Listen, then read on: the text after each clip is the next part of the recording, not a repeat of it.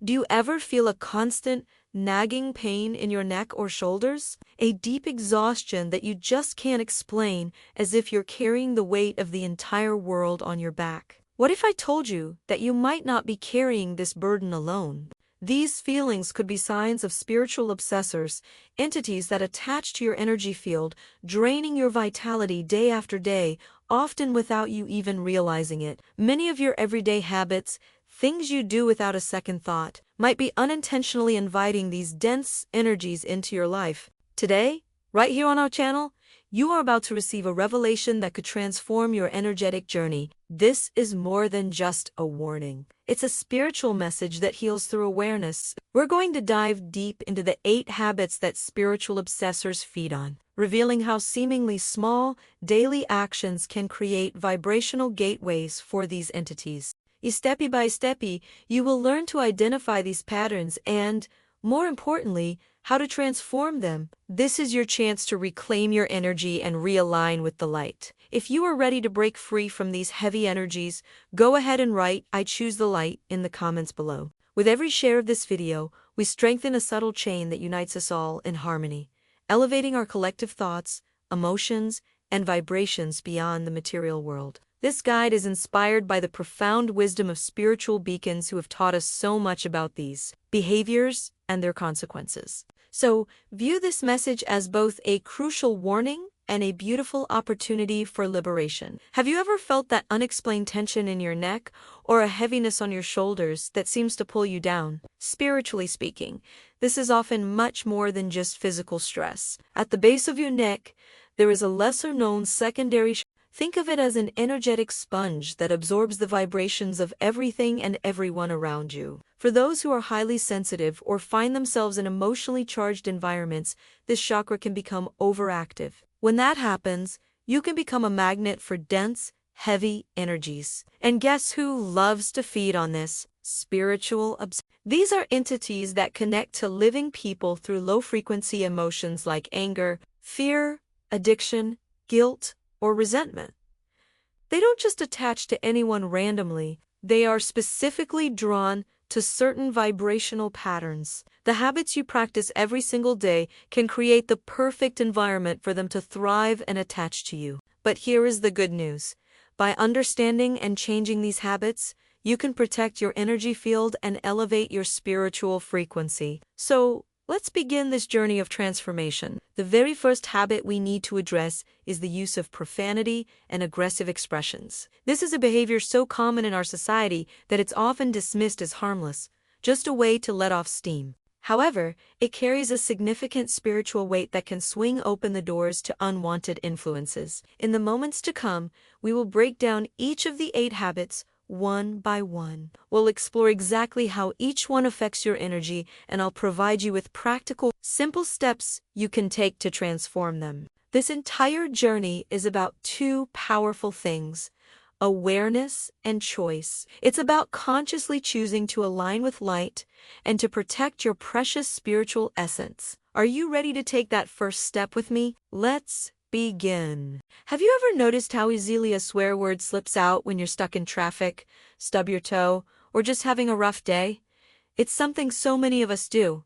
It feels almost normal. We see it as just letting off steam. But what if I told you there's a much deeper truth to the words we use? What if every single word you speak carries an energy, a specific vibration that affects you in ways you can't even see? Let's dive into this. Profanity, in particular, carries a very heavy, dense energy. When you curse, you're not just expressing frustration. You're literally sending out a frequency of anger, impatience, and negativity. Think of your spiritual energy field, your aura, as a protective shield of light. Every time you use aggressive or profane language, you're creating tiny cracks, little fissures in that shield. And what happens when there are cracks in a shield? It becomes vulnerable. These low-vibration words act like a magnet for spiritual obsessors. These are entities that are drawn to dense, heavy energies.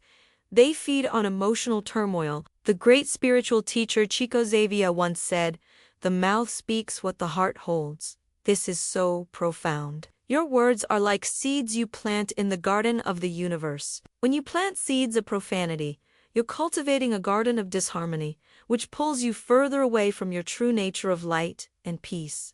But it doesn't stop with just you. Every time we swear, we're contributing to something called an egregore. An egregore is a collective energy field created by the thoughts, emotions, and words of a group of people. So, when many people are vibrating at a low frequency, using aggressive language, they create a massive pool of this heavy energy. Obsessors are naturally drawn to this collective energy. They can sense these emotional patterns, and they move closer whenever your words carry that familiar vibration of aggression. You might be thinking, but I only swear occasionally, and I don't mean to hurt anyone with it. I completely understand that perspective. But here's the thing.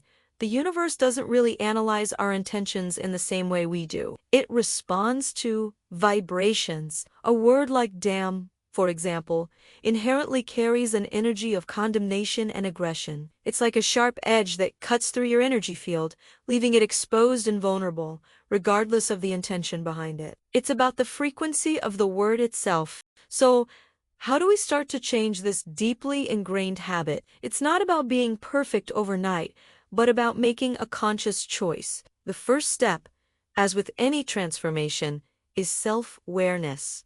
Start to notice when and why you swear. Is it a knee-jerk reaction to stress? Is it something you do to fit in with friends? Does it happen when you're feeling frustrated and powerless? Just begin to observe yourself without judgment. Keep a little mental log of your triggers. The second step is to create a space between the trigger and your response. This is the moment of power. The next time you feel that urge to curse, just pause. Take one deep, conscious breath. In that tiny pause, you reclaim your power. Instead of reacting automatically, you can choose a different path. You could choose silence, which is incredibly powerful, or you could replace the curse word with a word of strength. Words like calm, peace, or even patience. It might feel a bit strange at first, but with practice, it becomes a new, more empowering habit. The final step is to consciously choose the light. Every single time you make the choice to avoid profanity, you're doing something amazing for your spiritual well-being. You are actively repairing and strengthening your energy field. You are reinforcing your connection to higher, more refined vibrations. You're building a fortress of light around yourself. By replacing words of aggression with words of harmony, you're sending a powerful, undeniable message to the universe. You're declaring, I choose peace, I choose love, I choose the light. This seemingly small act has immense spiritual power. It closes the doors to obsessors, quiets the inner turmoil, and aligns you more deeply with your soul's purpose, which is to live in a state of peace and joy.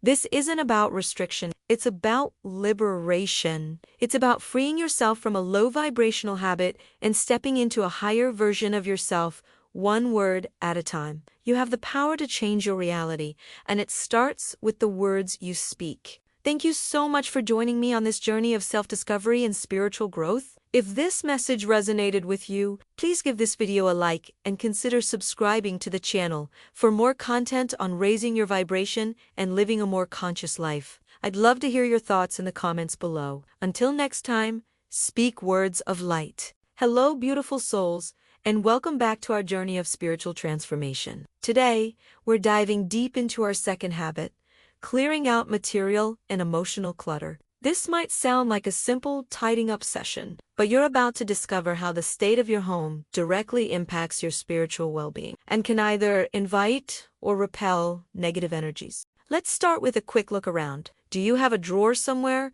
stuffed with old papers, receipts, and things you haven't looked at in years? What about that closet filled with clothes you swear you'll wear one day, even though that day hasn't come in a decade? Or maybe it's that broken lamp in the corner, waiting for a repair that feels like it will never happen. We all have these spots in our homes. They might seem harmless, just a bit of mess, but on a spiritual level, this clutter is a powerful symbol of stagnation. It's stagnant energy, plain and simple. Every single item you hold on to without a clear purpose, without love, without function, does more than just take up physical space. It occupies energetic space. Think of your home as a living, breathing entity. The energy within it needs to flow freely, like a river. When you have clutter, you're essentially building dams in that river. You're blocking the flow of vitality, creativity, and new opportunities from entering your life. You're telling the universe, I'm full. There's no room for anything new here. This stagnant energy can make you feel stuck, tired, and uninspired, without you even realizing why. Now, let's go a layer deeper. In the spiritual realm, what kind of environment does this clutter create? It creates a perfect breeding ground for obsessors, or low-vibrational spiritual entities. These entities are drawn to and thrive in disorganized, heavy, stagnant spaces where positive energy struggles to flow. The great spiritual medium Chico Xavier once said, "The home is a temple, and a temple must be clean to receive light." This is such a profound truth. When your home, your sacred temple, becomes a storage unit for old, broken, and unused items, it's no longer a place of light. It becomes a reflection of your own internal clutter, your fears, your attachments to the past, and your anxieties about the future. Think about it. Why do we hold on to these things? Sometimes it's fear of letting go, a belief that we might need it just in case, which is rooted in a scarcity mindset. Other times, it's an attachment to a past version of ourselves that no longer exists. Holding on to that old concert t-shirt might feel nostalgic, but if it's just collecting dust, it's energetically tethering you to yesterday, preventing you from fully embracing who you are today. This physical stagnation mirrors emotional stagnation. The more clutter you have around you, the more it reinforces feelings of being overwhelmed, confused, and fatigued. Have you ever noticed how it feels harder to breathe, think, or even just relax in a messy room? That's not just a psychological trick, it's a spiritual reality. The heavy energy of the clutter is literally weighing you down. A cluttered home often signals a cluttered mind, and this creates a welcoming environment for obsessors who resonate with that same low-vibrational, stuck energy. So, this message of no room for new energy that you're sending out is being heard loud and clear, not just by the universe, but by these entities. They feel comfortable in chaos. They feel at home in disorder. By keeping your space cluttered, you're inadvertently rolling out the welcome mat for them, making it easier for them to influence your mood, your thoughts, and your overall energy levels. Cleaning your home is therefore not just a chore. It's a profound act of spiritual protection and self-love. It's about reclaiming your space and raising its vibrations so high that only light and positivity can reside there. How do we begin to transform this habit and reclaim our sacred space? The thought of decluttering an entire house can be incredibly overwhelming. So the key is to start small. Don't try to tackle everything at once. Pick one drawer, just one, or one shelf, or a single corner of a room. Open that drawer, look at each item, and ask yourself a few simple but powerful questions. Does this item still serve a purpose in my life today? Does it bring me joy? Does it reflect the person I am now, or the person I want to become? If the answer is no, it's time to let it go. Be honest and compassionate with yourself. You are not the same person you were 5 or 10 years ago. It's okay to release the things that belonged to that version of you. As you begin to sort your items, the next step is to release them with purpose. This isn't about just throwing things in the trash. When you donate items that are still in good condition, you're blessing someone else's life with something you no longer need. This act of giving creates a beautiful flow of positive energy. When you recycle, you're honoring the planet. When you discard what is truly broken or unusable, you are making a definitive statement that you are releasing what is no longer functional in your life. With each item you release, I want you to do it consciously. Hold the item for a moment, thank it for the role it played in your life, and then release it. You can even say out loud, I release you with gratitude. I am now making space for renewal, for abundance, and for new energy to flow into my life. Each release is a powerful signal to the universe. It says, I am ready. I am open to receive. Now, let's infuse this process with even more intention. As you are cleaning and tidying, transform it into a sacred ritual. Don't just go through the motions. Put on some uplifting music that makes your soul sing. Light a candle or some incense to purify the air. As you wipe down surfaces, visualize yourself wiping away old, stagnant energy. As you organize a shelf, imagine yourself bringing order and clarity to your own mind. You can say a prayer or a simple mantra, like I cleanse this space of all negativity. I invite light, love, and peace into my home.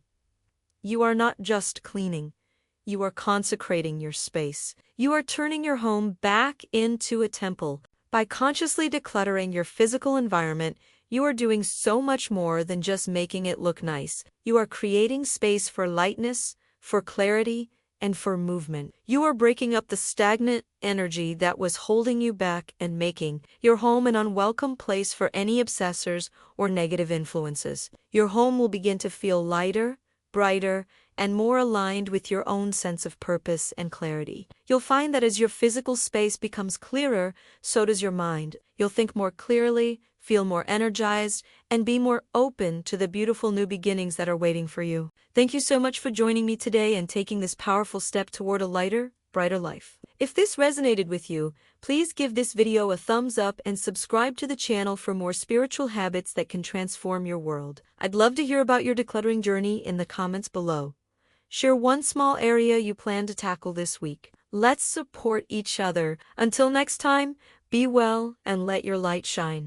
Welcome back to our journey of spiritual transformation. In this episode, we're diving deep into our third habit, addictions and the resulting loss of control. This is a topic that touches so many of us, often in ways we don't even realize, and understanding its spiritual dimension is a crucial step toward true freedom. When we hear the word addiction, our minds often jump to substances, but let's broaden that definition. An addiction is any repetitive, uncontrolled behavior that ultimately harms you. This could be anything from smoking to endlessly scrolling through social media. It could be the compulsion to overeat, the rush of impulsive shopping, or even destructive emotional patterns like constant complaining, seeking out drama, or engaging in self-sabotage. Anything that you feel powerless to stop, despite knowing its negative consequences, can be considered an addiction. So, what's happening on a spiritual level when we're caught in these cycles? Imagine your consciousness as the guardian of your spiritual energy,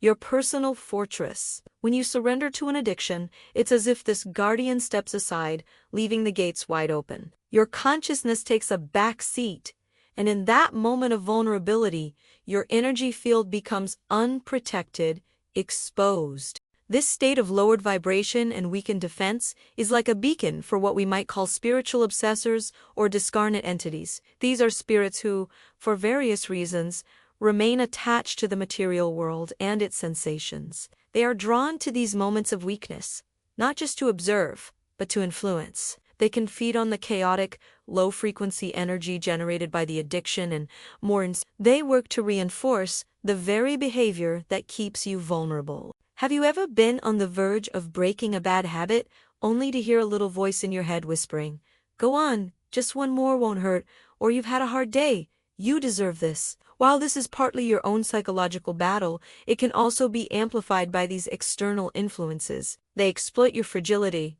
reinforcing the addictive thoughts and making the cycle even harder to break. The great spiritual medium Chico Xavier spoke extensively about this. He explained that spirits who were addicted to certain behaviors or substances in their physical lives often don't lose those cravings after they pass on. Lacking a physical body to satisfy their desires, they seek out living individuals who share the same patterns. By latching onto someone's energy field during a moment of indulgence, they can vicariously experience the sensation they crave. Whether it's the taste of a certain food, the rush from a particular activity, or the emotional turmoil of a dramatic outburst. This creates a parasitic relationship. The entity gets a temporary fix, and you, the host, are pushed deeper into your addiction. Each time you give in, the energetic bond between you and this influencing entity, the connection becomes more established, making their whispers more persuasive and your own willpower feel weaker. This is why breaking free from a long-standing addiction can feel like an overwhelming, almost impossible battle. You're not just fighting your own psychological conditioning and chemical dependency, you are often wrestling with a persistent spiritual influence that has a vested interest in keeping you stuck. This isn't meant to scare you or make you feel powerless. In fact, it's the opposite. Understanding this dynamic gives you a new, more powerful strategy for reclaiming your life. It's not just about gritting your teeth and resisting. It's about fundamentally changing your spiritual environment. So, how do we transform this habit and cut these energetic cords? It begins with the first and most crucial step, awakening your awareness. You cannot change what you do not acknowledge. Take a brutally honest look at your life. What are the repetitive, compulsive behaviors that are holding you back? Identify your addiction without judgment or shame. Name it. Then, ask yourself a powerful question.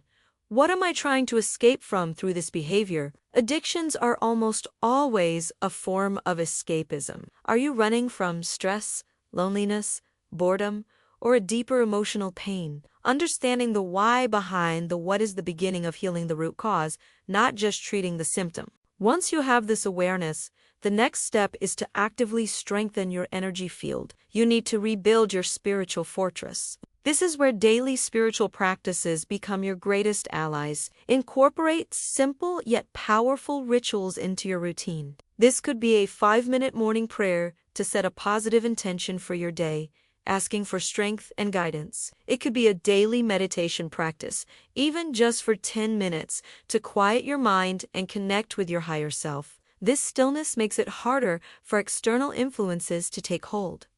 Cleansing rituals can also be incredibly effective. An herbal bath with salt, rosemary, or other purifying herbs, taken with the conscious intention of washing away negative energy, can work wonders.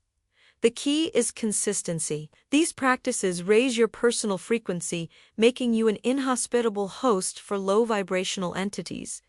Think of it as turning up the lights in a dark room. The shadows simply have nowhere to hide. The third pillar of this transformation is seeking support.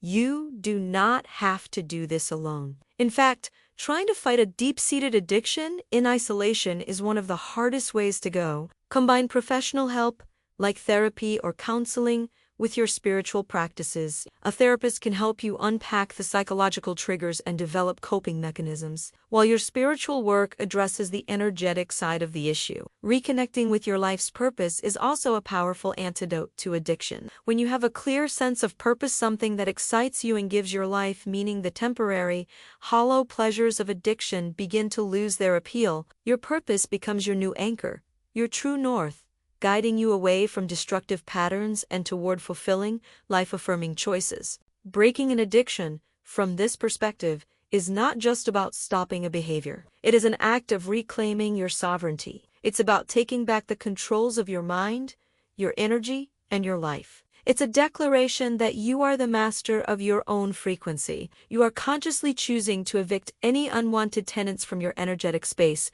and to fill that space with your own light, your own power, and your own purpose. Remember, you are not defined by your habits. You are a powerful spiritual being with the capacity for immense change. You deserve to live a life of clarity, freedom, and joy, with a vibrant, unburdened soul. The path to breaking free is a journey of reclaiming your divine power, one conscious choice at a time.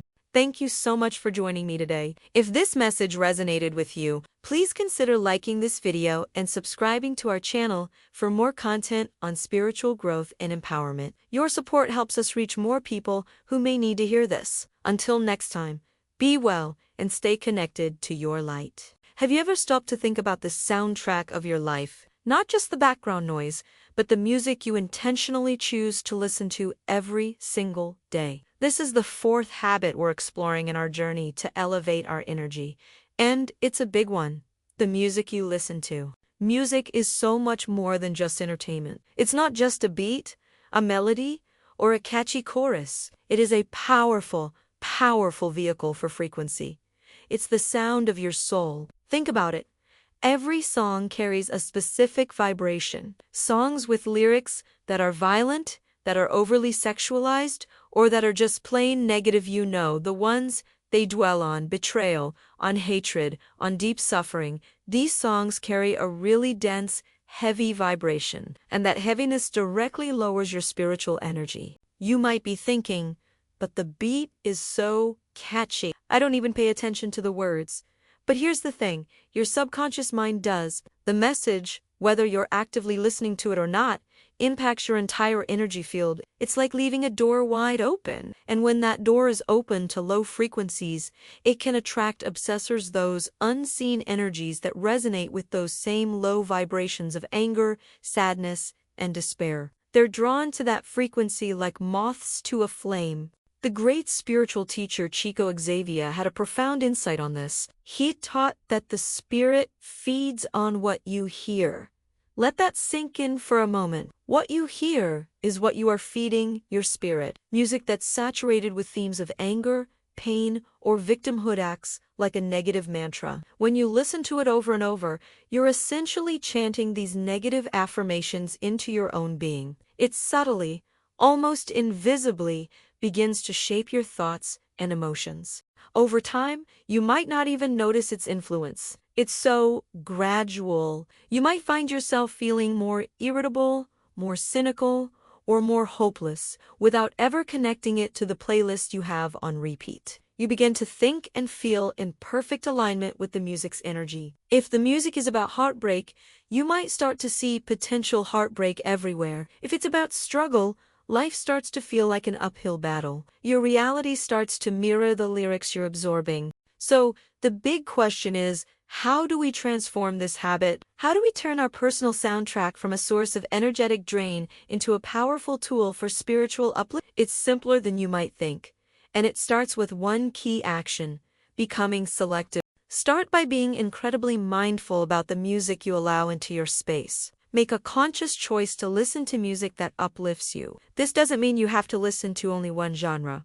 Uplifting music comes in all forms. It could be beautiful instrumentals that calm your mind, like classical music or ambient soundscapes. It could be powerful mantras or sacred chants from various traditions that are designed to raise your vibration. Or it could simply be songs with positive, empowering messages, lyrics about peace, love, hope, resilience, and joy. I want you to try a little experiment. It's a powerful way to feel the difference for yourself, because my words can only go so far. For one full day, just one day, commit to listening only to uplifting music. Create a playlist of songs that make you feel good, that inspire you, that bring a sense of peace to your heart. Pay close attention to your mood, your energy levels, and your overall sense of well-being throughout that day. How do you feel when you wake up?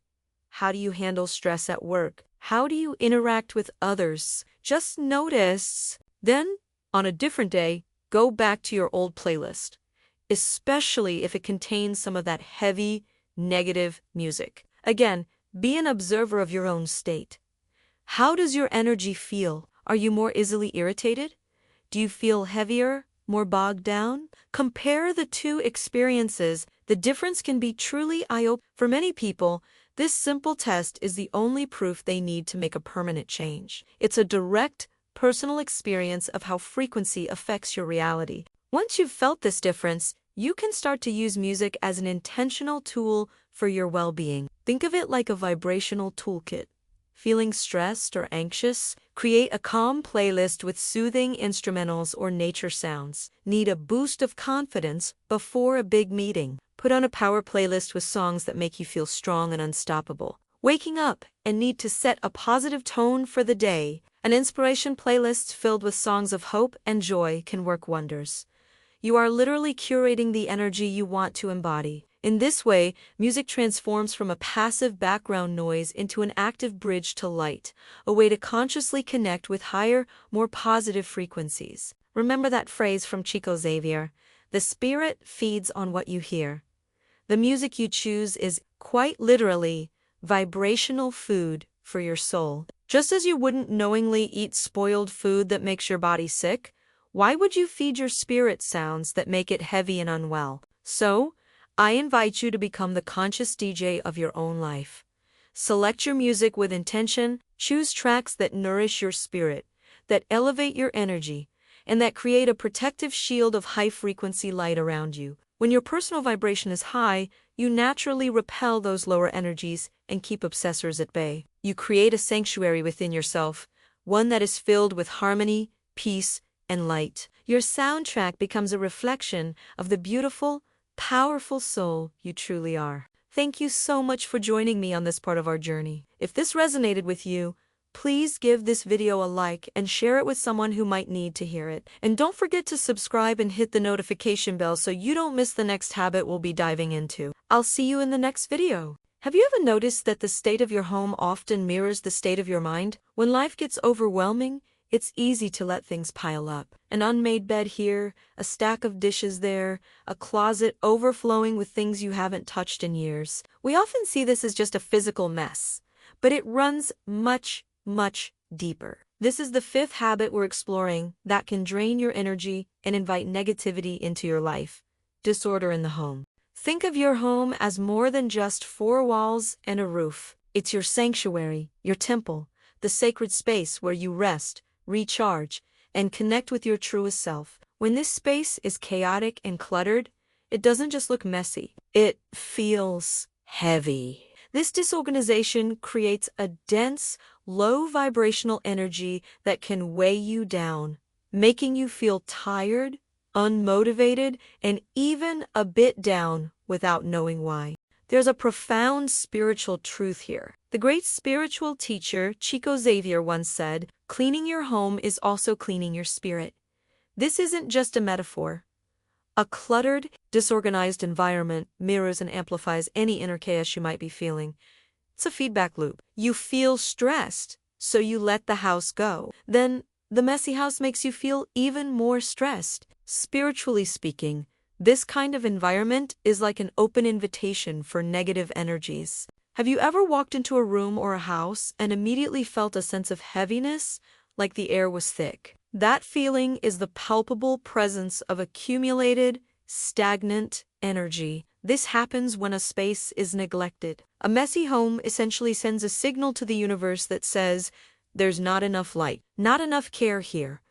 These low-vibration spaces become comfortable environments for what some spiritual traditions call obsessors, or negative entities. They thrive in environments where the energy of neglect, chaos, and apathy matches their own. They are drawn to the disorder because it resonates with them. So, when your home is constantly in a state of disarray, you're not just dealing with a physical mess. You're creating an energetic environment that can drain your vitality and attract energies that you definitely don't want hanging around. This isn't to make you feel guilty about a messy room. We all have those days. But it's about recognizing the powerful connection between our outer world and our inner state, and understanding that taking care of our physical space is a profound act of self-care and spiritual protection. So, the big question is, how do we break this habit? How do we transform our home from a source of stress into a source of strength and light? The good news is,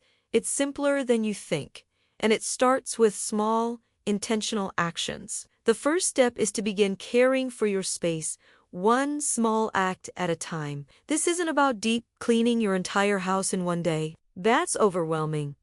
Instead, focus on one simple task. Make your bed as soon as you get up. It's a small victory that sets a positive tone for the day. Before you go to sleep, wash the dishes in the sink.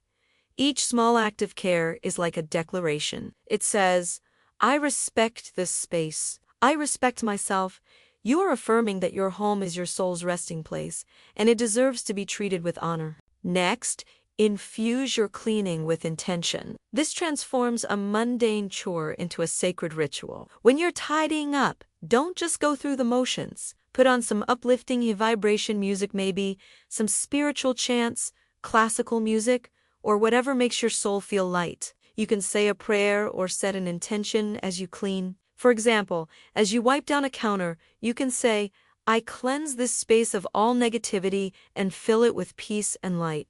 As you sweep the floor, visualize yourself sweeping away stagnant energy, stress, and worry, making room for fresh, positive energy to flow in. By doing this, you're not just cleaning your home, you're performing an energetic cleansing, raising the vibration of your entire living environment. Another crucial step is to keep the energy flowing by decluttering regularly. Clutter is the physical manifestation of stagnant energy. That pile of old magazines, the clothes you never wear, the broken gadgets you swear you'll fix one day, they'll hold on to old energy and block the new from coming in. Go through your home, one room or even one drawer at a time, and ask yourself, does this item bring me joy?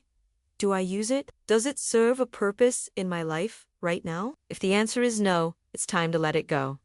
Donate it, recycle it, or throw it away. As you clear out the physical clutter, you'll be amazed at how much lighter you feel mentally and emotionally. A light, airy home reflects a light, clear soul. You're creating space not just in your closets, but in your life, for new opportunities and blessings to enter. Remember, transforming your home into a temple of clarity is one of the most powerful forms of spiritual protection you can practice. It creates a shield of high vibrational energy around you and your family. Your home should be the one place in the world where you feel completely safe, peaceful, and recharged. By consciously cultivating a clean, organized, and energetically clear environment, you're not just tidying up, you're engaging in a powerful spiritual practice that honors your soul, protects your energy, and raises your overall vibration. Start today. Pick one small area. Maybe it's your nightstand, your kitchen counter, or a single shelf. Clean it with intention. Feel the shift in energy. Notice how that small act of care makes you feel. Your home is a reflection of you. When you fill it with love, care, and light, that light will be reflected back into every area of your life. Make your home your sacred fortress of peace. Thank you so much for joining me today and exploring this important habit. Taking care of our space is taking care of our spirit. If this message resonated with you, please give this video a thumbs up and consider subscribing to the channel for more content on living a more conscious and high vibrational life. We'd love to have you as part of our community. Until next time, take care. Welcome back, Seekers of Light. Today, we're diving deep into the 7th part of our series on habits that can block your spiritual growth. We're going to talk about something incredibly common, something we all might do without even realizing its profound impact. Speaking ill of others. This is habit 6, and it's a subtle poison to the soul. Let's be honest, how often do we find ourselves criticizing, gossiping, or passing judgment on someone? It might seem harmless, just a way to vent or connect with others, but energetically, it's one of the most dangerous habits you can cultivate. When you speak ill of someone, even if it's just a negative thought, you are aligning your entire being with the frequency of judgment and separation. Think of your energy as a beacon. What you broadcast is what you attract. When you broadcast judgment, you're sending out a signal that resonates with negativity, with ego, and with pride. This frequency is a magnet for what some spiritual traditions call obsessors, or lower vibrational entities. These are energies that feed on negativity. When you gossip, you're essentially setting a feast for them, inviting them into your energetic field where they can amplify feelings of superiority, anger, and division.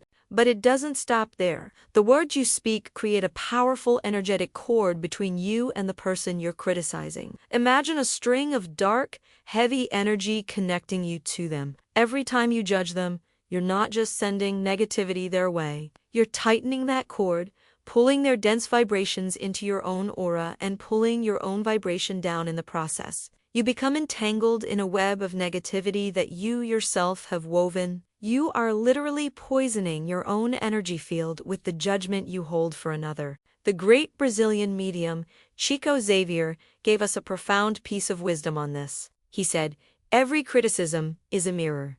This is a fundamental truth. When you find yourself pointing a finger at someone, what you're really seeing is a reflection of something within yourself that needs healing. The impatience you judge in a coworker might be mirroring your own hidden impatience. The perceived arrogance in a friend might be touching upon an insecurity about your own worth. Judging others isn't really about them. It's a giant, flashing sign pointing to your own unhealed wounds, your own shadows. This habit doesn't just harm the person you're talking about. It keeps you trapped in a cycle of self-deception, preventing you from doing your own inner work. So, how do we break free from this deeply ingrained habit? How do we transform this poison into medicine? It starts with conscious awareness and making a different choice, moment by moment. The first and most powerful tool is to choose silence. Before you speak a critical word, Before you join in on that gossip session, pause and ask yourself a few simple questions.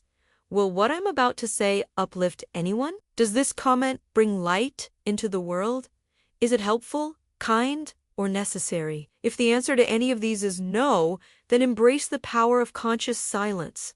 Silence in this context isn't empty, it's filled with vibrational wisdom. It's a conscious decision to not contribute to the world's negativity. It's a powerful act of spiritual discipline. Next, we must actively practice empathy. This is the antidote to judgment. Instead of immediately reacting to someone's mistake or flaw, try to step into their shoes. Remind yourself that everyone is fighting a battle you know nothing about. We are all on a journey of learning and growth, and we all make mistakes. Empathy doesn't mean you have to condone harmful behavior, but it does mean you approach the person with a sense of shared humanity and understanding. It dissolves the illusion of separation and replaces it with a feeling of connection. Finally, you can learn to redirect your energy. This is a game changer. When the impulse to judge someone arises, catch it. Acknowledge the thought without becoming it. Then, consciously shift your focus. Instead of sending a bolt of criticism their way, send them a wave of light. In your mind's eye, picture them surrounded by healing, compassionate energy. Wish them well. Pray for their highest good. This simple act does two incredible things.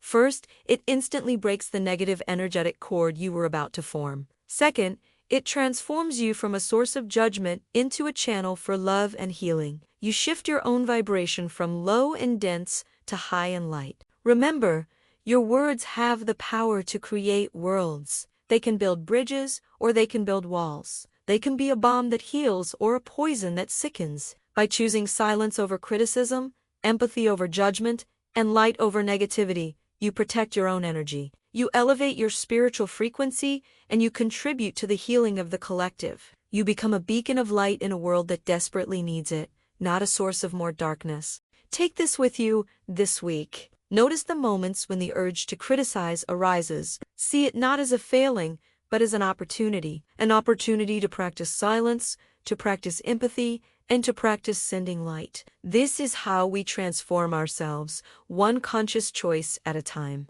This is how we stop poisoning our own well and instead become a fountain of pure, loving energy. Thank you so much for joining me on this journey today. Your presence and your commitment to this work mean the world. If this message resonated with you, please consider liking this video and subscribing to the channel for more content on spiritual growth. Share it with someone who might need to hear it. Let's continue to support each other as we walk this path together. Until next time, be a channel for light. Hello and welcome back to our series where we explore the habits that can unknowingly open doors to negative spiritual influences. Today, we're diving deep into our seventh and final habit, one that is incredibly common in households around the world: fights and disharmony. This is a big one, so let's get right into it. Imagine your home as a sanctuary, a place of peace and rest. Now, picture what happens when that peace is shattered by constant arguments, shouting matches, or an undercurrent of disrespect. That peaceful sanctuary transforms. The energy within those walls becomes chaotic, heavy, and volatile. It's this very chaos that feeds spiritual obsession. Think of the raw, intense energy of a heated argument as a vibrational explosion. This explosion doesn't just dissipate. It can tear open energetic holes or portals in the spiritual fabric of your home, creating an open invitation for these negative entities to waltz right in. Once they're in, they don't just sit back and watch the show. They become active participants. Their goal is to sustain and amplify the very chaos that allowed them entry. They are masters of manipulation, subtly whispering into the ears of those involved, fueling misunderstandings, planting seeds of mistrust, and skillfully turning a tiny, insignificant disagreement into a full-blown, house-shaking conflict. They thrive on the drama, the anger, the resentment. It's their sustenance. Have you ever found yourself in a fight that seemed to escalate from 0 to 100 in a matter of seconds? Maybe you were having a simple conversation and suddenly tempers flared, and things were said that you couldn't believe came out of your mouth. You look back later and think, where did that even come from? That's not me. You might have said hurtful things you deeply regretted, things that felt foreign and excessively cruel. That's a classic sign of spiritual interference. These entities can hijack our emotional responses, pushing our buttons and pouring gasoline on the fire until the whole situation is ablaze. It's a simple but profound spiritual principle. Peace strengthens you, while conflict weakens you. When you are in a state of harmony, centeredness, and love, your spiritual light shines brightly. You are a fortress. Your energetic field is strong, coherent, and difficult to penetrate. But when you're embroiled in conflict, your energy becomes fractured and weak. You're vulnerable, distracted, and your defenses are down. This weakened state makes you and your home easy prey. The obsessors get exactly what they want: a continuous source of low vibrational energy to feed on, and the satisfaction of watching human relationships crumble. This isn't to say that all disagreements are caused by spiritual entities. Of course not. We are human, and conflicts are a natural part of relationships. The danger lies in the habit of disharmony, the normalization of a toxic, argumentative environment. When fighting becomes the default mode of communication, you're essentially rolling out a permanent welcome mat for these negative influences. They settle and get comfortable and work tirelessly to ensure the chaos never ends. This creates a vicious cycle. The fighting attracts the entities, and the entities fuel more fighting. Breaking this cycle is absolutely crucial for your spiritual and emotional well-being. So, the big question is, how do we transform this destructive habit? How do we reclaim our homes and our relationships from this cycle of negativity? It requires conscious effort and a commitment to change. The first and most important step is to cultivate calm. This is about breaking the pattern of immediate, reactive anger. When you feel that familiar heat rising, that urge to lash out, you have to consciously intervene. Take a deep breath. And another. Breathing is a powerful tool to ground yourself in the present moment and create a space between the trigger and your reaction. Instead of escalating, make a conscious choice to seek calm, respectful dialogue. Say something like, "I'm feeling upset right now. I need a moment before we talk about this." Remember, choosing harmony is not a sign of weakness. It is your most powerful form of spiritual protection. It's you taking your power back. Next, after a conflict has occurred, because they still will from time to time, it's vital to cleanse the space. The energetic residue of a fight can linger in a home for days, like a thick, unpleasant smog. This is what keeps the door open for negativity. After things have calmed down, take time to energetically purify your home. You can do this through prayer, asking for divine light to fill every corner and cleanse all negativity. Burning sacred herbs like sage or palo santo, or using incense with purifying properties like frankincense, can also be incredibly effective. As you do this, hold the intention of restoring peace and harmony to your home. Visualize the heavy energy dissolving and being replaced with light, calm, and love. The third pillar of this transformation is to actively strengthen your bonds. Negative entities thrive on division. Therefore, unity is your greatest weapon against them. This means practicing forgiveness, not just for the other person, but for yourself as well. Holding on to grudges is like drinking poison and expecting the other person to get sick. It only hurts you and keeps your vibration low. Work on genuine understanding. Try to see the situation from the other person's perspective. Focus on what unites you rather than what divides you. Every act of kindness, every moment of shared laughter, every gesture of forgiveness strengthens the loving, protective energy field around your relationship and your home. Unity repels darkness like a shield. Ultimately, a peaceful home is a fortress. It's a sacred space where your spirit can rest, recharge, and flourish, safe from negative influences. It doesn't mean a home where no one ever disagrees. It means a home where disagreements are handled with respect, where forgiveness is freely given, and where love is the foundational energy. Building this kind of environment is one of the most profound acts of spiritual self-care you can undertake. It protects you, it protects your loved ones, and it closes the door firmly on the chaos that obsessors crave. Thank you so much for joining me today for the final part of our series. I hope these insights have been helpful in your journey to creating a more spiritually protected and harmonious life. If you found value in this video, please give it a like and consider subscribing to the channel for more content like this. We appreciate your support more than you know. Stay peaceful and stay blessed. Friends, we've reached the end of our journey through the 8 habits that can unknowingly invite negative energies into our lives. We've explored everything from the power of our words and thoughts to the company we keep and the content we consume. It's been an intense, eye-opening exploration, and I want to thank you for sticking with me, for being open to these ideas. Now, with all this knowledge, a powerful choice lies before you. It's a crossroads. You can continue down the familiar path, maybe living on autopilot, repeating the same patterns that leave you feeling drained, heavy, and disconnected. Or you can choose a different path. The path of awareness, the path of light. This isn't about blaming yourself or feeling guilty for past habits. Not at all. This is about empowerment. It's about recognizing that you hold the key to your own energetic well-being. You have the power to change your frequency, to elevate your vibration, and to create a reality filled with more peace, clarity, and joy. I know change can feel daunting. It's not a switch you flip overnight. It's a process, a daily practice. It begins with a single, conscious decision.